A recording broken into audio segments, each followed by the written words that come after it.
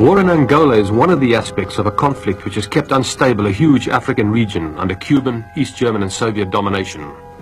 Countering this alien presence on an already volatile continent are dozens of South African army patrols like this one, moving on foot and often ranging for hundreds of kilometers at a stretch without any outside source of support. Compact, independent of supply, and totally self-contained for survival and defense, these are the men that have struck terror into many a stout heart. For these white-officered black soldiers are the seasoned veterans of a decade of unconventional warfare. They fought first against Lisbon's legions during the late 60s and early 70s. Now it's against the Soviet Union and its African cohorts. Today their role in the war is to scout for evidence of Swapo terrorists, the same movement which has threatened to remove South African presence from Namibia by force of arms, and which operates primarily from Angolan soil.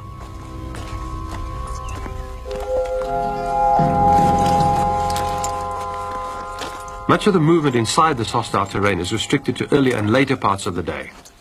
Long experience has taught these soldiers that activity during the hours when the sun reaches its peak can be counterproductive. All considerations essentially narrow down to the availability of water or whatever other liquid might be available. It's then that the major meal of the day might be prepared. Most times, this consists of standard issue food of the type that is universally known in South Africa's operational area as rat packs. Back at base, the pace slows noticeably until the next phase of the operation is reached. Officers and men of all races mix easily, their dress and demeanor reflecting the rugged bush life to which the majority are subjected, for this is an elite corps. On patrol, the men might be required to work in the same set of clothes for a month, without once being able to wash their faces. Always, white officers and NCOs black their faces and expose parts of their body. Angola is a black man's country, where history has proved the white are transient, even though the Portuguese held it for 5 centuries. We are now in South Angola, a country that the Portuguese often term Terrestre Mundo, the land at the end of the earth.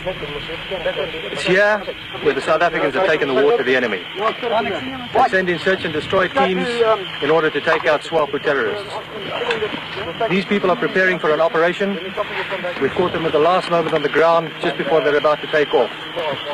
Among them are quite a few illustrious war heroes, including one of them, Corporal Costa, who recently was awarded one of the highest medals in the South African Army, the Honoris Crux. He achieved his role in an attack several years ago, in which he brought out 12 wounded.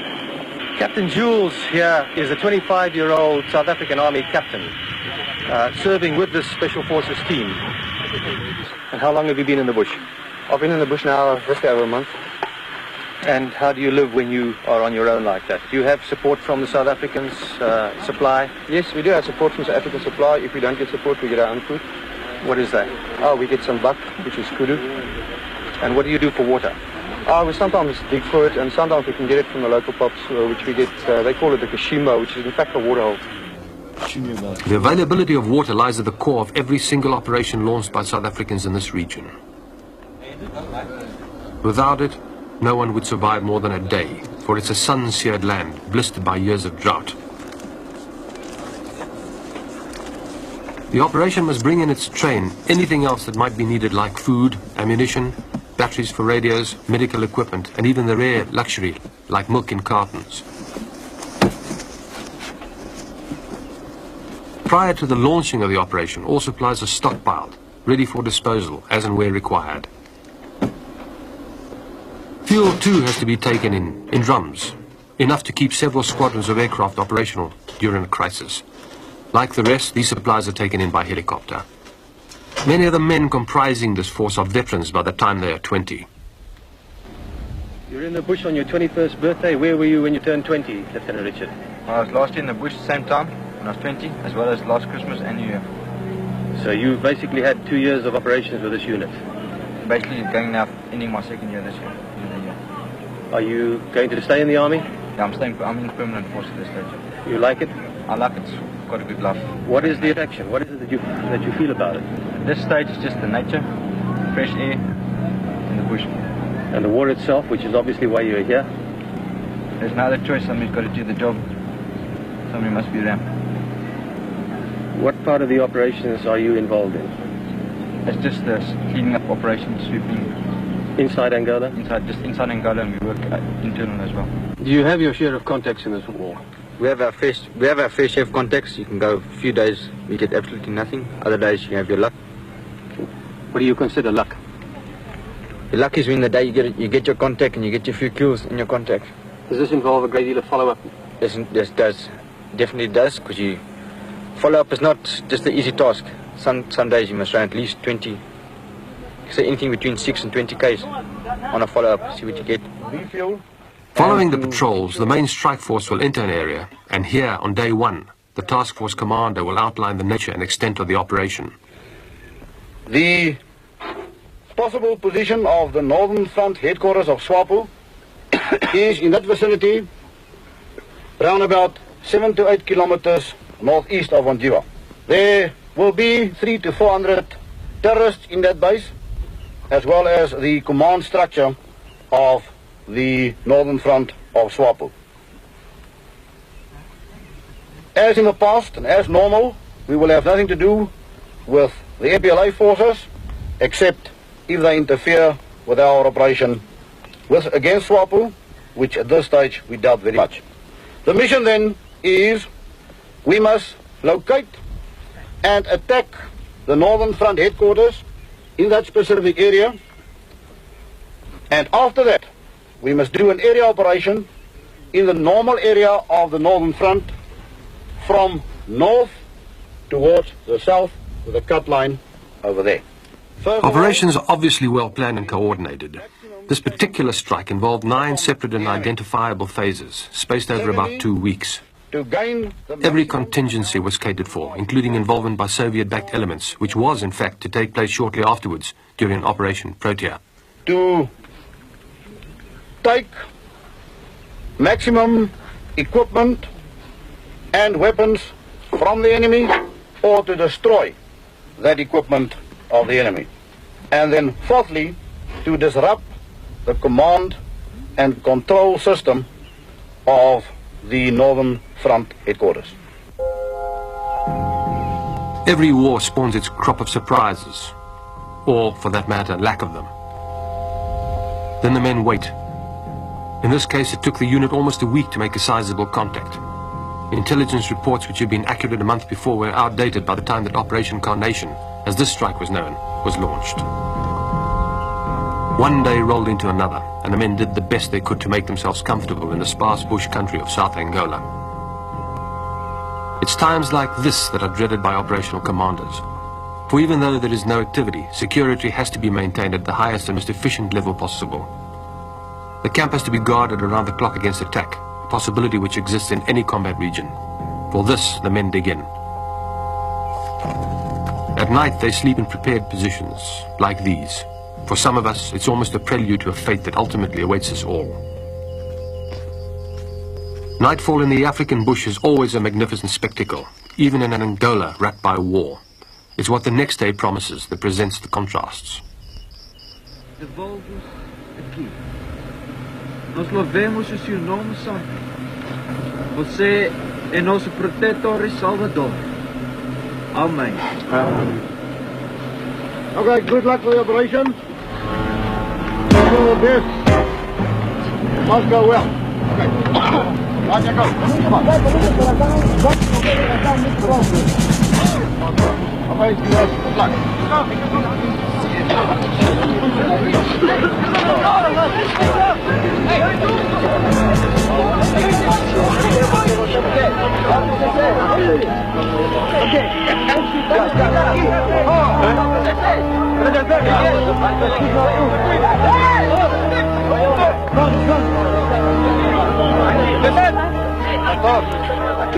The first wave is airlifted out even before it's light. The rest of the strike force, whether cleaning a rifle or just standing by, wait for the helicopters to return and the brief journey that might take some of them to glory or to eternity.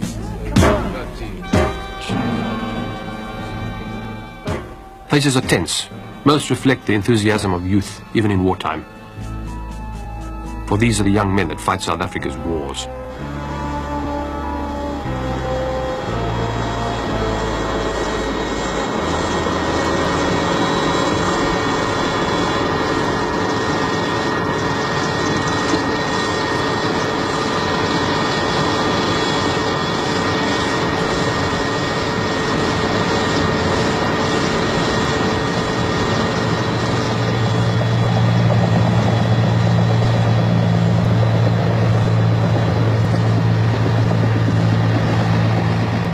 Divided into sticks, the men scattered to predetermined aircraft which will carry them to their destinations and hopefully action. For though they might become a statistic in the course of the morning's events, few of these battle-hardened soldiers would hope for a lemon, as an aborted operation is colloquially termed.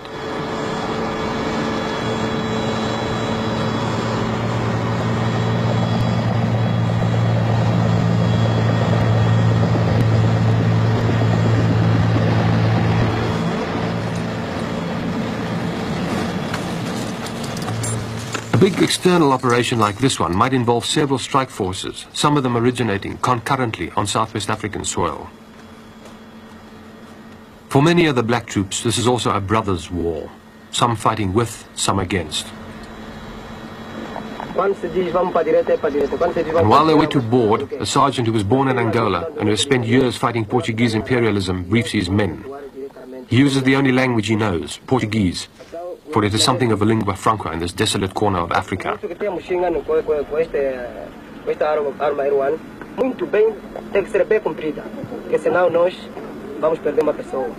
Like the others, these men are intent on action, for theirs is a war of deed, not of word.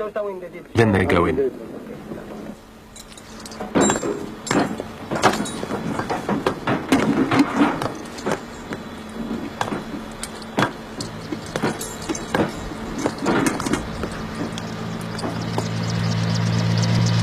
From a dozen points on the compass, the strike force lifts off. Few of the men carry more than their rifles, spare ammunition clips and water, for most will be back at base before nightfall. Each will have a story to tell. In truth, the measure of a man's worth on this continent is his ability to cope in times of adversity, even in wartime. Occasionally, ground forces will have an arm of backup, such as when several task forces recently struck at an array of SWAPO bases adjacent to Ongiva and Jangango during August this year. For this purpose, the South Africans have developed an incredibly versatile infantry fighting vehicle known as the rattle, the Afrikaans word for the fiery little African honey badger of Robert Ruark fame. These vehicles, designed for mobile warfare, have proved adept at tackling most of the problems encountered in the kind of war in which the South Africans now find themselves, including the threat of enemy armor.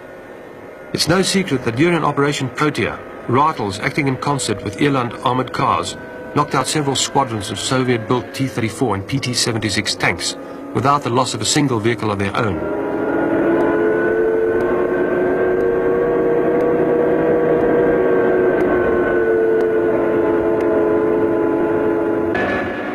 Multi-crewed and with a gearbox the size of the average Volkswagen car, the rattle can traverse any kind of terrain. Literally, it is able to plow its way through the densest South Angola forest.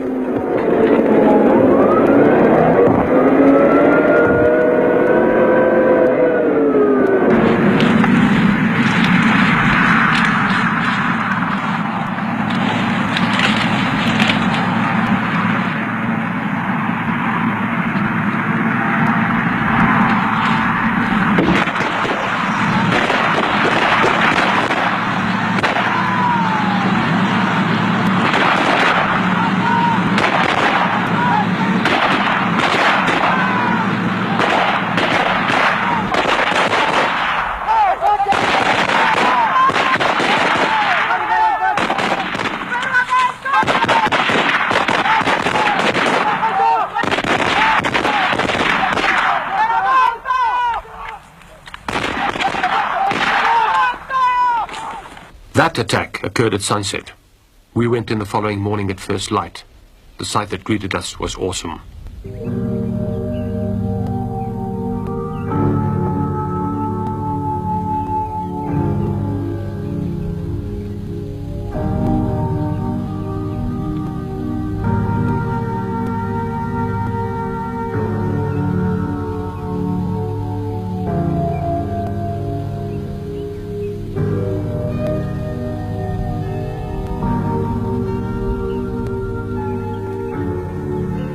Later that day, the first wounded survivors were brought in. Like this youngster who was found some distance from the SWAPO camp, lucky to be alive. He had been caught in a crossfire and a subsequent skirmish with an enemy unit.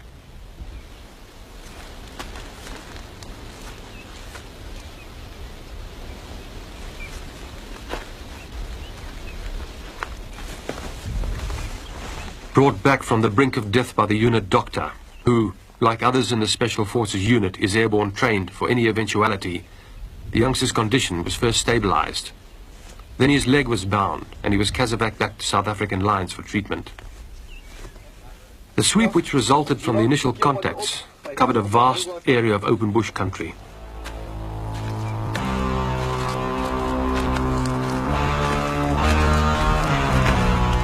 For nearly a kilometer, the sweep line followed the contour of bush and burnt grass, evidence of the previous day's hostilities. There was only one overriding consideration. The men needed to watch for landmines or booby traps. And we found them. A telltale wire sticking through the sand told our left flank that there was something there. It was a job for the engineers to sort out. With the kind of experience gained from much practice, the young lieutenant sifted carefully through the soil to ascertain the extent of the trap, which we found covered a fairly substantial cache of Soviet arms.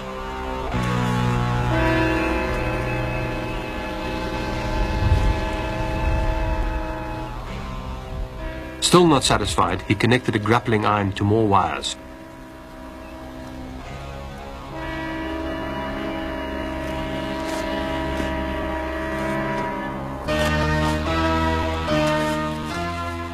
From a safe distance, the engineers pulled while we waited for an explosion which never came. The entire cache area had been mined for just such an eventuality, with the business end of the bomb covered in plastic against the vagaries of weather. The cache itself yielded its share of surprises. Landmines from Yugoslavia and the Soviet Union, bundles of East German detonators exposed and unstable, Czech cheese mines, so named because they resemble bright yellow cheeses. Throughout the secondary operation, we were provided with air cover, though on that occasion we didn't need it. And once completed, the sweep went on, hour upon hour, in search of more Swapo caches of explosives and weapons. The work was tedious and exacting, as it is each time there's an external strike, but it has to be done. Above the whine of a battalion of insects and flies, the only friendly sounds come from above. The camp itself, once we reached it, was a daunting proposition. Kilometer after kilometer of twisting trenches and buried bunkers. There was no way of telling whether any or all had been booby-trapped. Obviously the enemy had fled, leaving little of value behind except clothing, some ammunition, documents, and the primitive paraphernalia of survival in an equally primitive land. When the engineers weren't certain of the security of a particular position, they employed their own means to find out where the danger still lurked. This Swapo camp was hit by the Parabats last night. The Parabats are the South African version of American Airborne. They came in at dusk and they withdrew half an hour later. The base itself extends over an area of about 20 football fields. It's huge. It's camouflaged. It typifies the sort of war that is being fought. It's not a sophisticated installation, but it's functional for the purpose of the kind of terrorism which is being waged into Southwest Africa. Swapo, it is said, never returns to one of their bases once it has been cleared by the South Africans. Possibly they fear that it might have been booby-trapped in turn.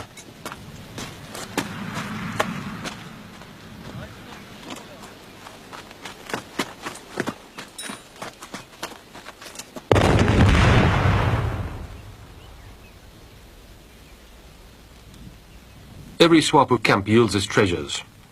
In this case, dozens of boxes of brand new Russian 82mm recoilless gun ammunition, of a type that is being extensively deployed in several insurgent-backed conflicts throughout the globe. These include Lebanon, El Salvador, Chad, Afghanistan, Cambodia, and elsewhere.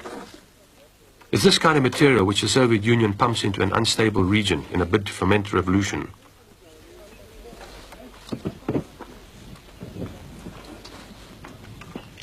While the rest of Angola starves, these boxes, each one containing 4 bombs, and together conservatively estimated in value at the price of a modest prefabricated cottage, have been transported through some of the most difficult country in Africa to be used in war.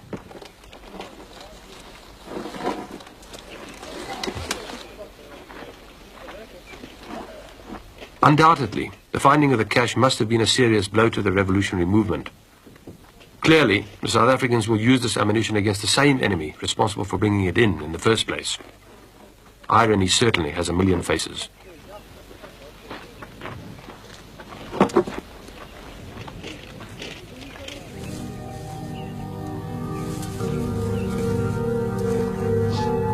Not all of the war material is new. Some had been buried in the sand for years. These mortar bombs are not only unstable, they are dangerous. Not the sort of weapon to use in a tight spot.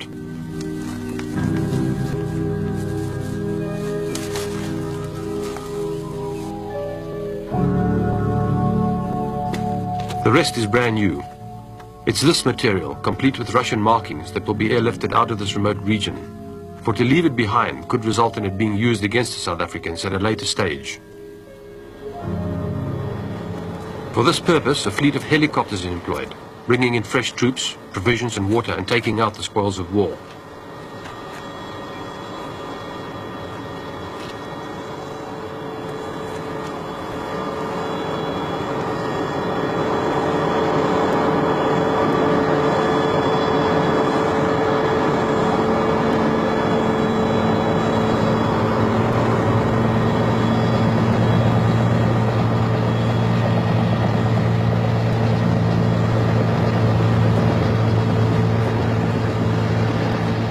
Operating in a huge area, reckoned to be about half the size of France, these are the pack horses of the South African Air Force. Sometimes they're loaded a fraction beyond the permissible limit. Then this happens.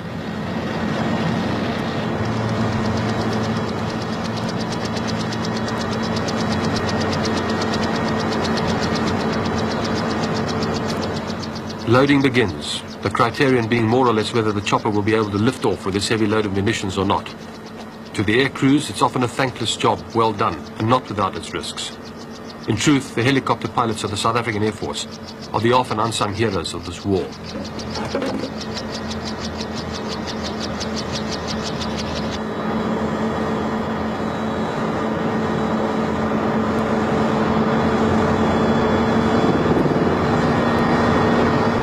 These are the men required to move when the time comes. A troopie might be wounded at sunset, 100 kilometers behind enemy lines.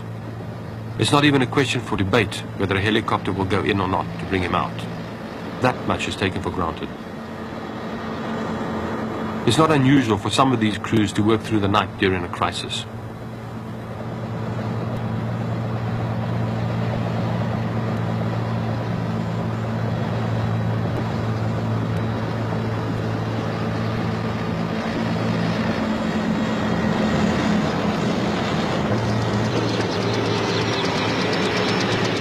Brigadier, I've been on operations with your forces in this operational area for 3 weeks, both here in northern Southwest Africa and South Angola.